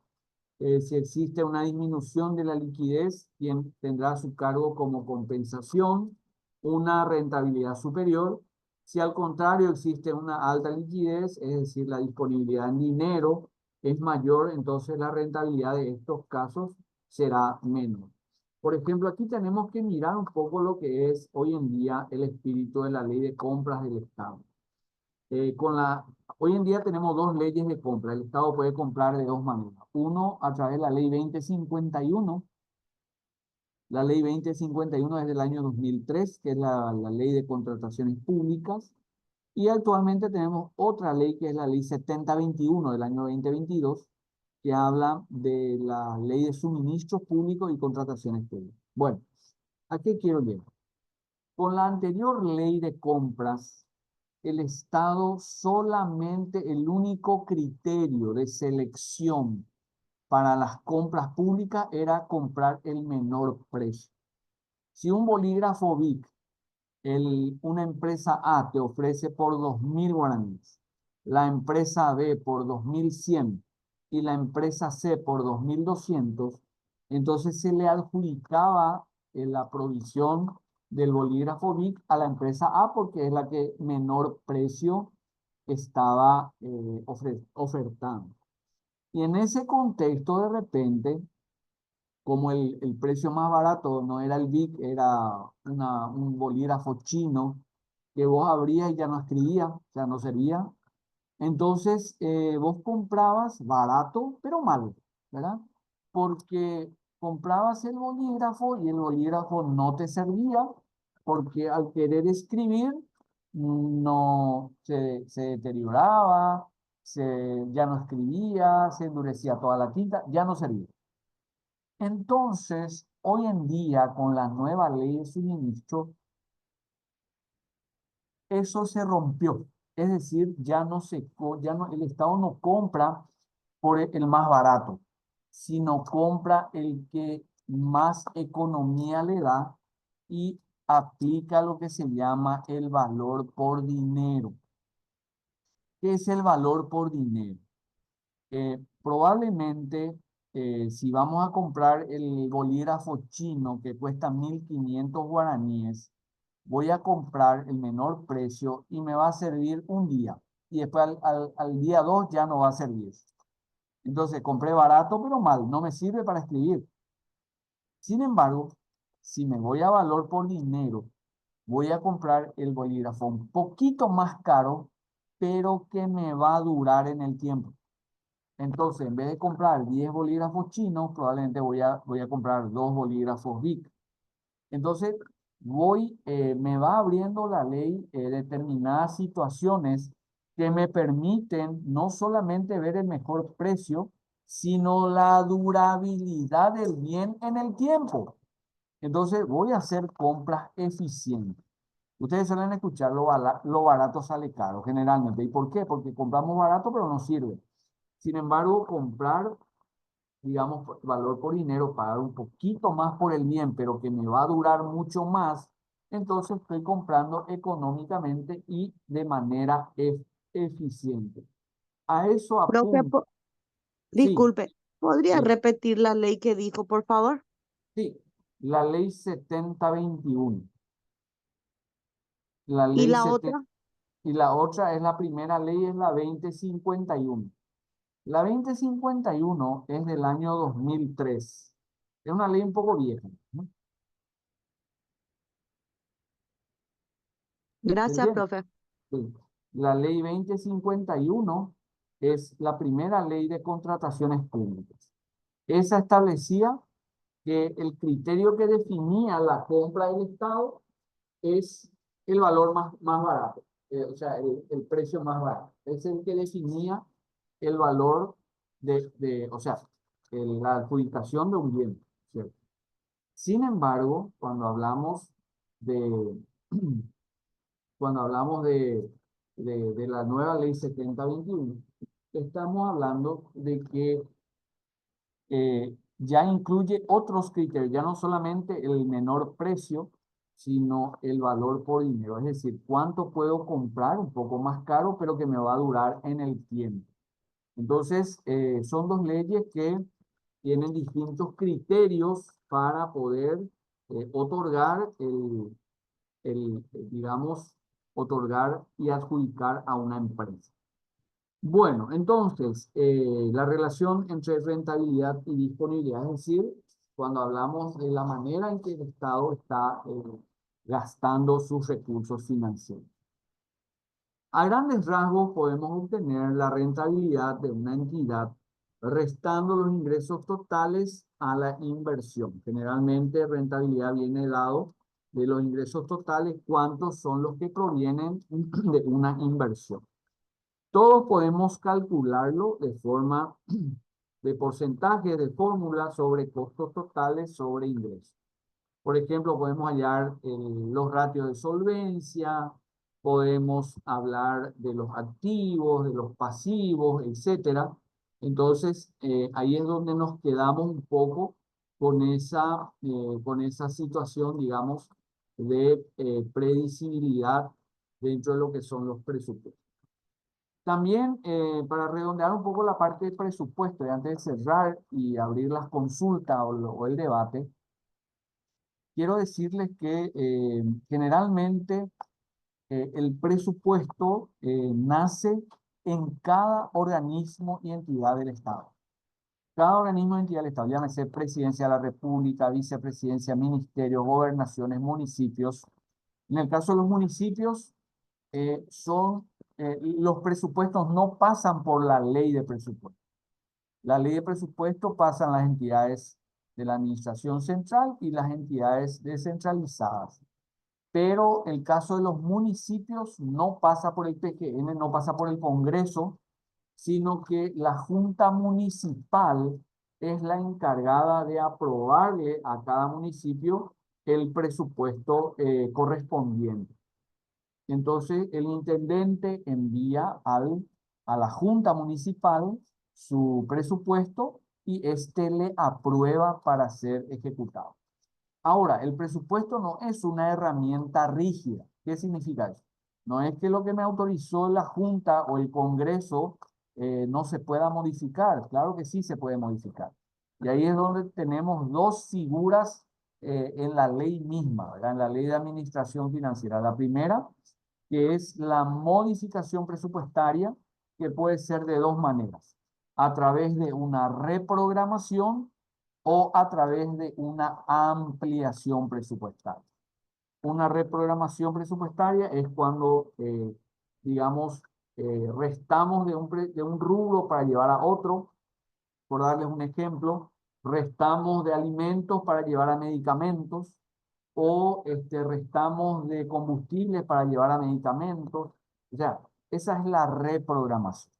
Sin embargo, la ampliación es cuando vos necesitas que te amplíe el presupuesto para poder cubrir un determinado programa, una determinada acción del Estado. Entonces, hay dos maneras de modificar el presupuesto. Uno a través de una repro, el otro a través de una ampliación presupuestaria. También es importante mencionar que ¿quién modifica el presupuesto? La ampliación presupuestaria, en el caso del Congreso, lo aplica el Congreso. Solamente el Congreso puede dar una ampliación presupuestaria. En el caso de los municipios, solamente la Junta Municipal le puede otorgar una ampliación al presupuesto. Y la reprogramación, sí, el intendente a través de una resolución o el presidente de la República a través de un decreto puede sacar una reprogramación presupuestaria. Entonces, muchas veces, como en el caso de los municipios, generalmente cuando no tiene mayoría en la Junta, generalmente no le dan la ampliación presupuestaria o no le dan la reprogramación presupuestaria por cuestiones políticas. Ahí entra mucho el factor político. Entonces, eso puede desvirtuar grandemente todo el proceso. Entonces, vos podés tener las mejores intenciones como intendente, como gobernador, como ministro, pero si no te dan el presupuesto, es muy difícil que vos puedas tener, digamos, ese alcance, esa llegada en el presupuesto, ¿verdad? Por eso el presupuesto es una herramienta muy noble, muy importante, pero a la vez puede ser una cárcel, ¿verdad? ¿Por qué? Una cárcel no en el sentido de delito, sino una cárcel en donde vos no podés hacer mucho. Puedes estar embretado a someterte a lo que dice la Junta Municipal. Por ejemplo, vamos a suponer nomás, eh, el MEF le transfiere a un municipio 3.000 millones de guaraníes en concepto de royalties. Y el intendente eso no previó en su presupuesto. Recibió la plata, ya tiene la plata, pero no está en su presupuesto. ¿Él puede gastar? No, no puede gastar si no está en el presupuesto. Entonces él tiene que enviar una ampliación presupuestaria a su junta municipal. Entonces le dice, amplíame el presupuesto en 3.000 millones porque tengo que gastar esta plata. Entonces la Junta le dice, no, pero este es nuestro adversario político, se va a lucir con las obras, va a malversar los fondos, X motivo. Le dice, no, no te vamos a dar la ampliación presupuestaria. Entonces, ¿qué ocurre? Ese intendente no va a poder gastar los 3.000 millones que se le transfirió. ¿Por qué? Porque la Junta le está trancando el problema. Ahora, si la Junta te autoriza y te da la ampliación, vos puedes gastar sin ningún tipo de inconveniente. Son herramientas muy importantes que hay que saber utilizarlos, hay que saber manejarlos en este contexto del presupuesto. Por eso el presupuesto es una herramienta, como les decía, muy noble, pero a la vez también puede ser un corset donde estés embretado para no poder ejecutar. Inclusive a veces hay guerra entre el intendente y la junta municipal. Por ejemplo, la junta no le aprueba el presupuesto al intendente y el intendente no le paga su dieta a los concejales. O sea, hay una guerra campal entre ellos a veces, ¿verdad? Que a veces desde afuera es simpático, pero viviendo adentro es todo un tema, ¿verdad?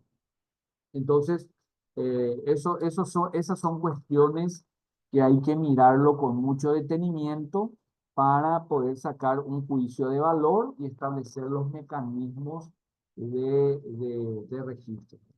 Esto de presupuesto vamos a seguir viendo. En la próxima clase vamos a ver todo mañana, ¿verdad? Vamos a estar viendo todo lo relacionado a los principios, a las reprogramaciones, las modificaciones, la pirámide de presupuestaria, los niveles de autorización, etcétera, etcétera, etcétera. ¿Qué pasa cuando el Congreso, cuáles son las etapas del presupuesto? Todo eso vamos a ver el día de mañana. Bueno, ¿alguna pregunta, algún comentario, alguna idea que quieran compartir? Yo tengo una consulta en particular, profe.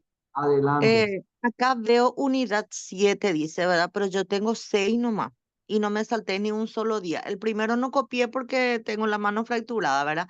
Pero el día el Ujú. 29 tengo el que es el segundo que dimos, que es la parte de planificación que ya copié. Sí, Después tuvimos el 31 porque hubo un sí, desperfecto y tuvimos miércoles. sí, Luego sí, el 5 que fue la parte 4 y al día siguiente que fue el 6 el examen y ahora con usted sería el 5 el 6 sí. y acá ya veo unidad Hay, 7.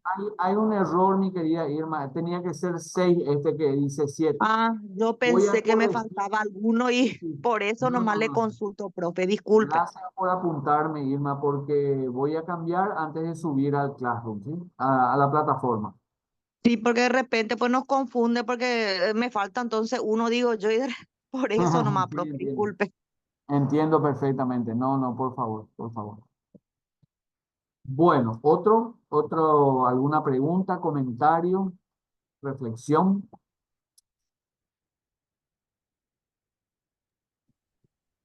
Profe, Sí, dime, Mariana. más que nada para pedirte nomás que el día de mañana si podías reforzar el tema de explicarnos bien sobre el presupuesto para trabajar en el Congreso, sobre sus Mañana, aprobaciones y demás. justamente, Mariana, mañana vamos a estar viendo en detalle eso. Sí, señor, así mismo. Gracias, Así. profe. Esta es una herramienta que ustedes necesitan conocer. ¿Por qué? Porque hoy en día también ya se apunta a un presupuesto participativo. El presupuesto ya no es solamente del ministro, ni de los administradores, ni de... No, ya es de toda la ciudadanía, ¿verdad?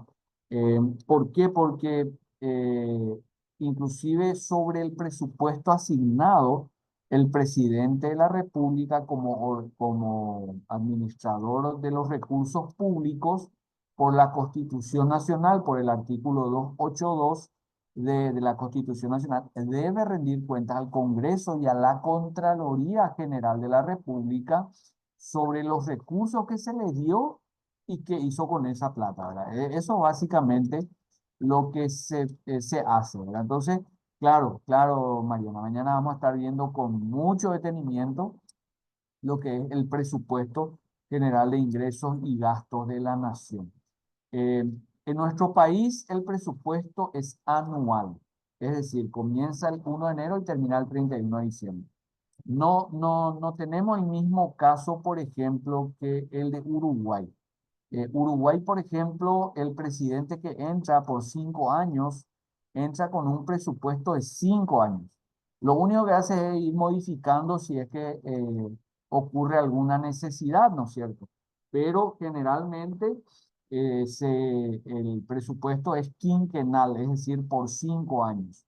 En nuestro país no. En nuestro país, justamente por lo que les decía anteriormente, el tema de la planificación, como no tenemos un criterio de planificación y un sistema de planificación muy sólida, por las incertidumbres que se te puedan presentar, entonces eso hace que no podamos salir más del horizonte de un año, ¿verdad? Entonces, el día que tengamos una solidez económica, una solidez institucional y una solidez en cuanto a que no haya cambios de escenario, ¿verdad?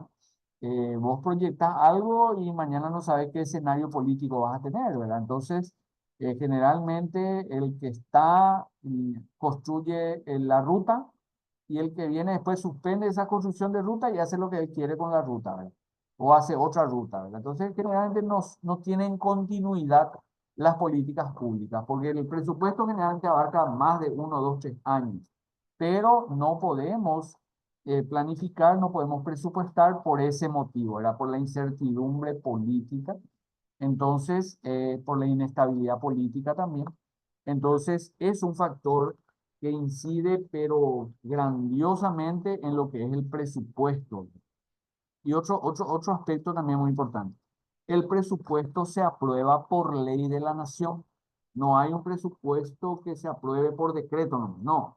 Se reglamenta por decreto, pero se aprueba por ley de la nación. Cada año sale una ley de la nación donde establece el presupuesto, donde aprueba el presupuesto. Este año la ley de presupuesto es la ley 7228 del año 2024 y su decreto reglamentario es el decreto 1092. Si entran en la página del MEF, van a encontrar el PGN, le llaman Presupuesto General de la Nación, con las siglas PGN.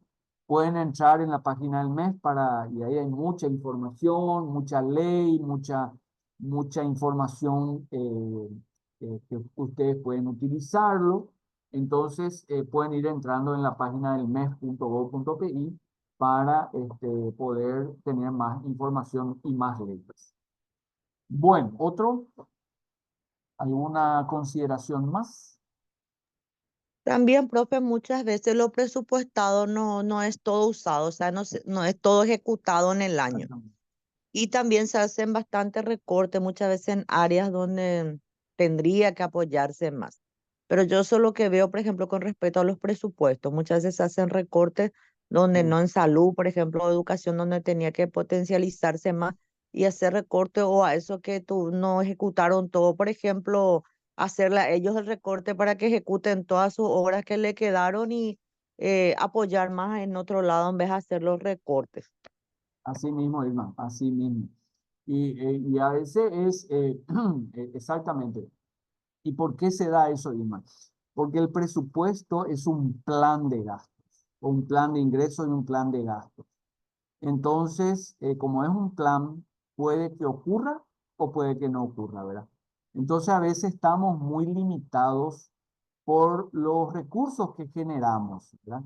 Entonces, o puede darse porque no se recaudó lo suficiente o en su defecto es porque hubo poca gestión de parte de los administradores, porque van a ver ustedes que de repente algunos administradores ya es septiembre y gastaron ni el 10% de su presupuesto y ya está por terminar el año y una bajísima ejecución y tiene la plata.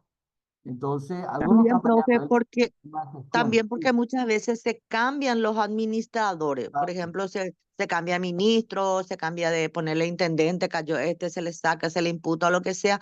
Y como dijo usted, él tiene otros planes. Entonces no Así. ejecuta este, ejecuta otra cosa. Así mismo, así mismo. Y son cosas que ocurren, ¿no? Son cosas que ocurren, exactamente. Y eso, mi querida Isabel, Irma, perdón, ya te cambié de nombre, Irma. Me Eh, di cuenta, profe.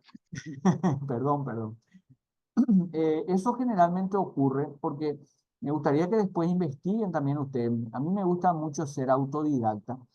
Es porque en Paraguay no tenemos una política de Estado. Sí tenemos una política de gobierno, que no es lo mismo, pero no tenemos una política de Estado. En los países donde hay política de Estado, vos ganás la elección, entras como presidente y no vas a hacer lo que querés. Vos tenés que regirte a una hoja de ruta que te establece la política. Por ejemplo, si el Estado dice tenemos que bajar los índices de analfabetismo, vos ganás las elecciones y no vas a venir a darle plata a las MIPYMES, por ejemplo, porque no, porque ya está marcada la ruta. Por eso en el Brasil, por ejemplo, si ustedes se fijan, Brasil es un país enteramente ordenado porque hay una política de Estado. La política de Estado te marca el rumbo. El gobierno lo que hace es conducir a ese país por esa política de Estado. Entonces nosotros no tenemos esa política de Estado. Entonces ahí es donde caemos en eso, ¿verdad? En lo que vos estás diciendo, que viene A, hace el puente, después sale A, entra B, el puente quedó a mitad de camino, viene este, dice, no, no vamos a terminar el puente, vamos a hacer otra ruta, y ahí nos perdemos en el Loreí y en el cualquier cosa, ¿verdad? Entonces, generalmente si hay una política de una política de Estado, ese puente se termina, ese puente se debe concluir. Entonces, a eso debemos apuntar nosotros y ustedes que están en este marco de formarse políticamente y de formarse como ciudadanos, eh, tener esa conciencia crítica, ¿verdad? Y de decir, de plasmarlo, de decir, ¿y por qué si eso es lo que se diseñó, ¿verdad? Entonces, generalmente eso ocurre por falta de políticas de Estado. Nosotros no tenemos políticas de Estado, sí tenemos políticas de gobierno, que son las famosas promesas electorales que hacen nuestros candidatos, pero no hay una política de Estado que te marque la cancha y que te diga hacia dónde vamos. Entonces, muy buena tu acotación. Realmente, profesor, ni de Estado ni de planificación. Así, Siendo sincero, tenemos nosotros de totalmente. conspiración, porque uno tras otro viene a tirar tu silla o a clavarte algo a ver si no se sienta en tu lugar. Eso es lo que tenemos, el amiguismo. Muchas veces ese es el problema. Sí, señor, así mismo, así mismo. Ok, excelente. Bueno, otro. Bueno, si no hay más comentarios, entonces vamos a dejarlo aquí porque ya estamos llegando a nuestra hora. Entonces mañana vamos a ver in extenso toda la parte del presupuesto. Si quieren ya ir leyendo algunas cosas, yo le voy a estar pasando los materiales a la gente del instituto para que vayan levantando en la plataforma y vayan teniendo todo, ¿sí? Gracias, profe. Nuestro Perfecto. saludo al Bueno, profesor suplente. le Estuvo voy a... genial con él también las clases. Gracias, gracias. Le haré llegar. Muchas gracias a ustedes. Bueno, Gracias a usted, profesor. buenas Hasta jornadas y mañana. nos vemos mañana. Gracias, Gracias. profesor. Gracias, profe. Gracias, gracias.